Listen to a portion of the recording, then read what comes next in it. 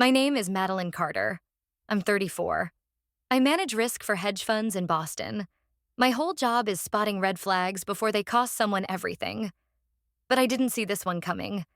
Last month, my parents sued me for breach of family obligation because I refused to cover my sister's mortgage. The best part? They forged my signature, filed it in court, claimed I'd agreed to pay $380,000 for a loan I never saw, never signed, never touched. That's how decades of quiet sacrifice turned into a legal ambush. And I wasn't just their daughter anymore. I was their defendant. Before I show you how I fought back, where are you watching from? Drop a comment and subscribe if you've ever had to say enough to family. Because trust me, silence only protects the wrong side for so long. I thought I was finally done saving them, until Mom called with a new demand: pay Chelsea's mortgage. The call came just after a long meeting wrapped up. I was sitting in my office, half listening to the click of heels outside the frosted glass wall while reviewing a hedge fund compliance draft. My phone lit up. Mom. A breath caught in my throat.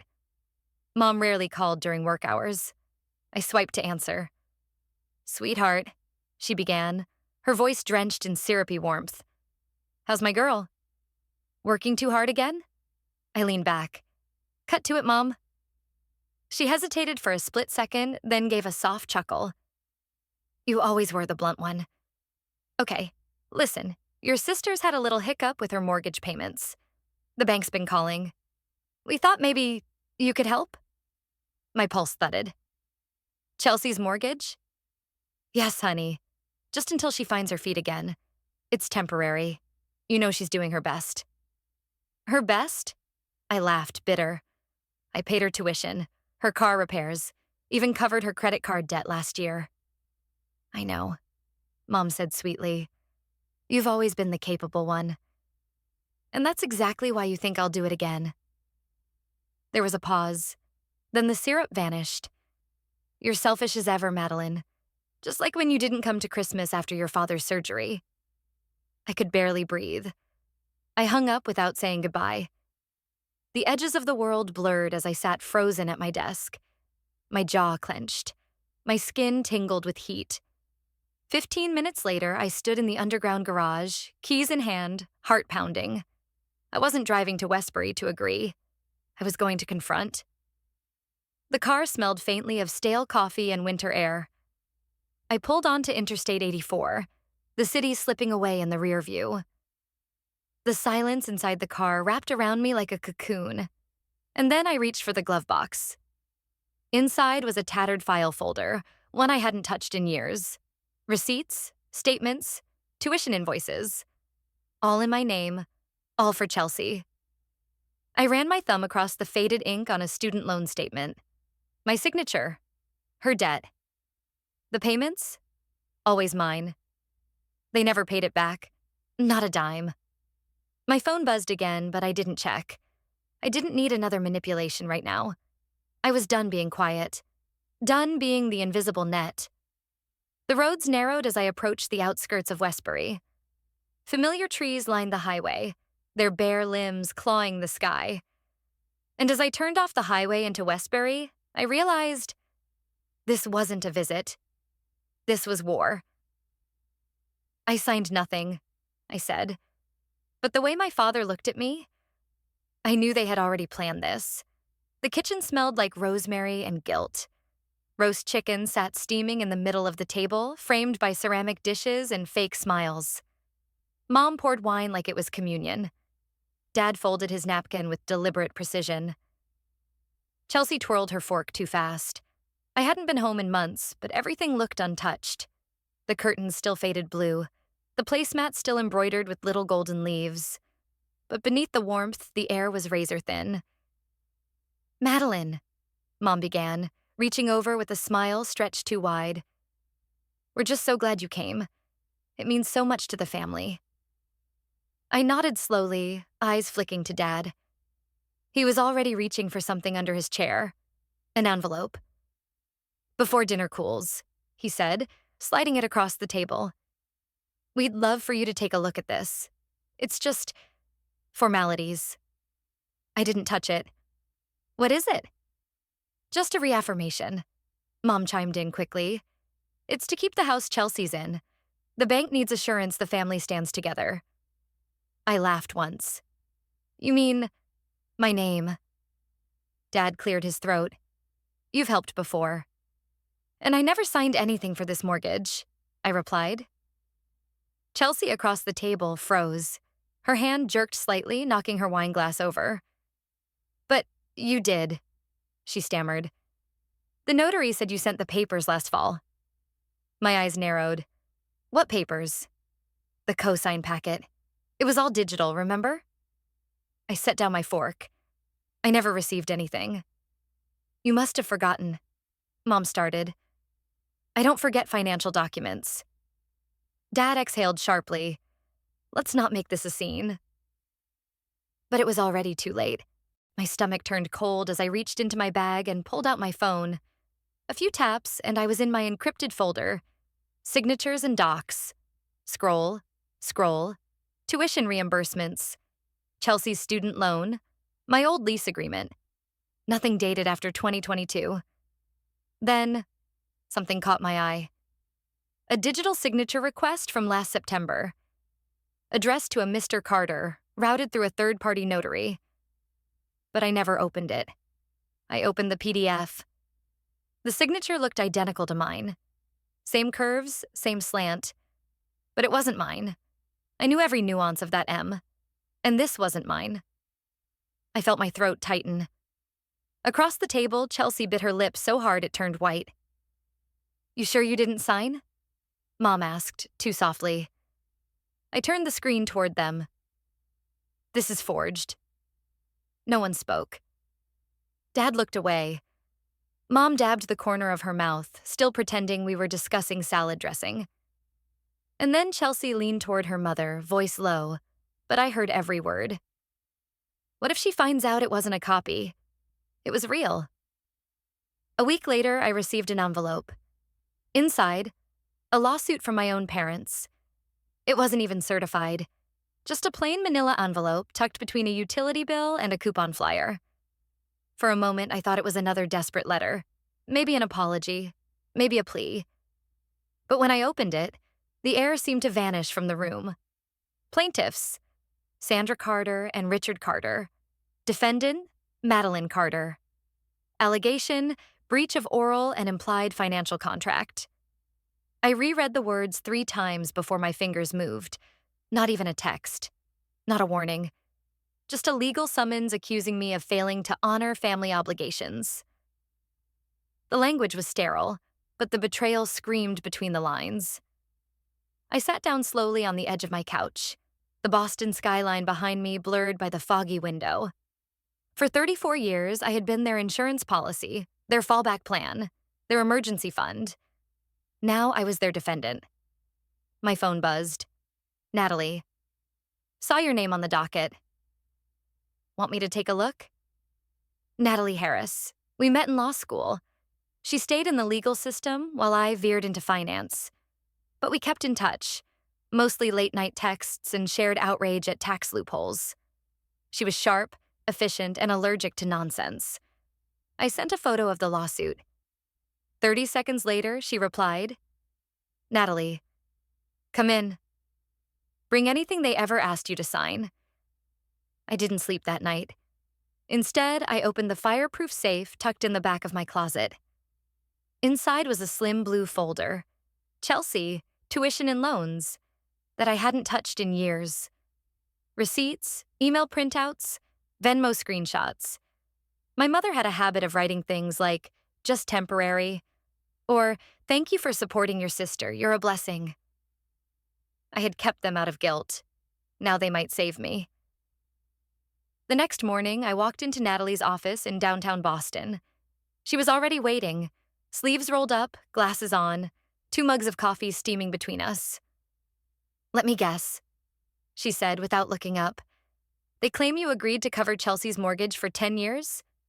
6, I said, but I never signed anything. She took the lawsuit from my hands, flipping through it with practiced ease. They attached a PDF. Look. She turned her monitor so I could see a scan of a document labeled Carter Family Agreement, 2021. There was my name, my signature. I never signed that, I whispered. I know, she said. The slant is off.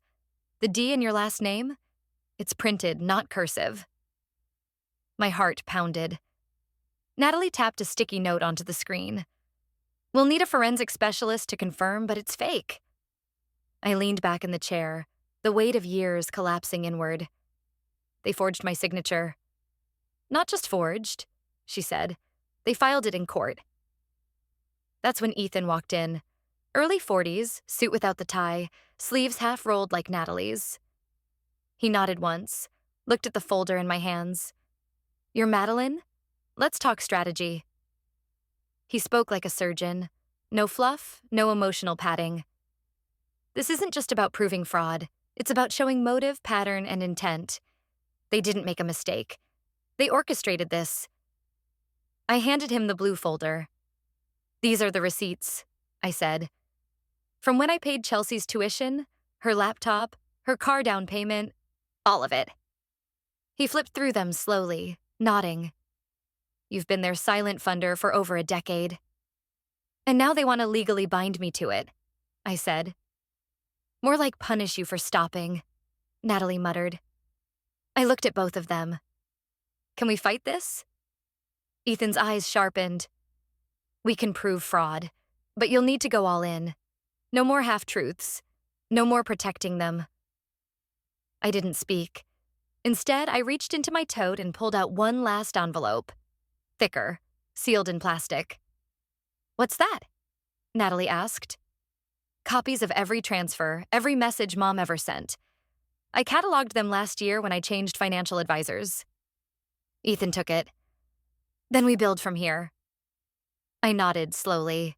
The woman I was last week, the one who cried in the parking lot, who hoped this was a misunderstanding, was gone. His time. I'm not protecting anyone. The documents they submitted had my name, my signature, but not my handwriting. I stared at the screen in Ethan's office as he zoomed into the PDF. The signature slanted just enough to imitate mine, but the loops were wrong. The tail of the M curled upward. Mine always dipped. A counterfeit in cursive. You were in Zurich this day, Natalie said, checking her screen. Conference keynote. I found your panel photo on LinkedIn. I nodded slowly. They said I sent this document from Connecticut, but I wasn't even on the continent. Ethan folded his arms. Time zone mismatch confirms it. The timestamp on the file says 2:34 p.m. Eastern Standard Time, but Zurich was already dark by then. You couldn't have logged in from both. We printed everything.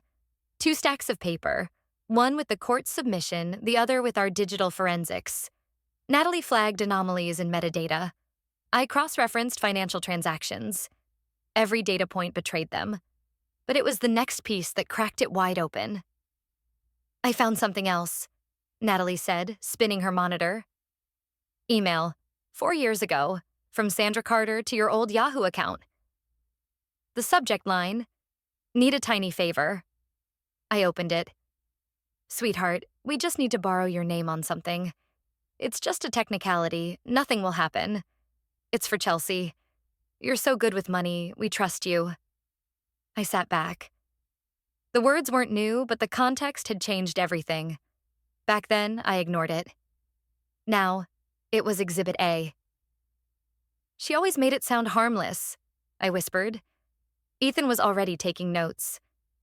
This gives us motive, history, and with the proxy login, we have means. Natalie added, I pulled the server access logs. Someone logged into the document system from a masked IP in New Haven. It wasn't your device. I closed my eyes. That's Chelsea's college town. Ethan's voice was level but charged. This isn't just deception. It's financial fraud, and it's punishable. I looked at the court filing again. My parents' names stared back at me from the plaintiff line, bold and unapologetic. The people who raised me, who told me family was everything, had weaponized that bond into a lawsuit. No more looking away. I leaned forward, eyes sharp. Good, I said, staring at my parents' names on the suit. Let's make them answer under oath. I didn't wear black to mourn. I wore it to remind them I'd buried my silence. The courtroom smelled of varnished wood and cold air. I sat beside Ethan, hands folded neatly, pulse steady. Across the aisle, my parents. Rick Carter adjusted his tie with the same impatience he used to have at dinner tables. Sandra sat stiff, her smile missing, her eyes darting like a cornered fox. Chelsea fidgeted beside them, chin lowered, avoiding mine completely. The clerk called the case. Carter versus Carter. I heard whispers ripple from the gallery, and the irony wasn't lost on me. Judge Monroe entered. Gray hair, unreadable face. She settled behind the bench, lifted her glasses, and nodded for opening remarks. Ethan stood. His voice was calm, deliberate. Your Honor, this is a case of familial manipulation disguised as legal expectation. My client, Madeline Carter, stands accused of breaching a supposed contract, one she never signed. Today, we present irrefutable proof of forgery, digital tampering, and coerced obligations masked as family duty. He turned to the screen as Natalie brought up the exhibits. Exhibit A, he said, a PDF submitted by the plaintiffs. The metadata reveals it was created on March 12, 2024, at 2:34 p.m. Eastern Standard Time, while Ms. Carter was in Zurich, Switzerland, speaking at the Global FinTech Summit. He tapped a printed photo of me on a conference panel. Exhibit B, email correspondence from the plaintiffs to Ms. Carter, dated 4 years prior. Subject, need a tiny favor. Contents clearly show intent to borrow her name for unofficial purposes. He paused. And Exhibit C server access logs showing that the document was submitted through a masked proxy IP, originating in New Haven, nowhere near my client. The judge leaned forward. And the plaintiff's explanation for this? Rick stood, flushed. My daughter misunderstood. She always helped. We assumed... You assumed she'd remain silent. Ethan interrupted. Sandra chimed in, her voice shrill. We raised her to support her sister. That's what families do. Ethan turned to me, a silent cue. I stood. My heels echoed slightly on the tile as I approached the stand. I took the printed email from Natalie and read aloud. Just sign it for now. We'll tell her later. It's not like she ever says no, right? She's always so careful with money. She won't notice for a while. I looked directly at the judge. That email was not sent to me. It was sent between my parents. To each other. It was accidentally forwarded when my mother meant to send something else. I saved it, just in case. The courtroom was still. Ethan nodded toward Chelsea. We'd like to call Chelsea Carter to testify. She rose slowly, eyes wide. When sworn in, her voice barely rose above a whisper. Chelsea, Ethan said gently. Can you confirm who filled out the mortgage assistance form submitted under Madeline's name? She shifted. I thought Madeline knew. I didn't sign anything, but Mom said, please answer clearly, the judge said. Chelsea's voice cracked. I never saw her sign it, but Mom said she gave permission. Do you have proof? Ethan asked. Chelsea went silent. Rick stood suddenly. She's family. She was supposed to help. She always did. And that was it. That one sentence turned the courtroom. Judge Monroe raised a hand.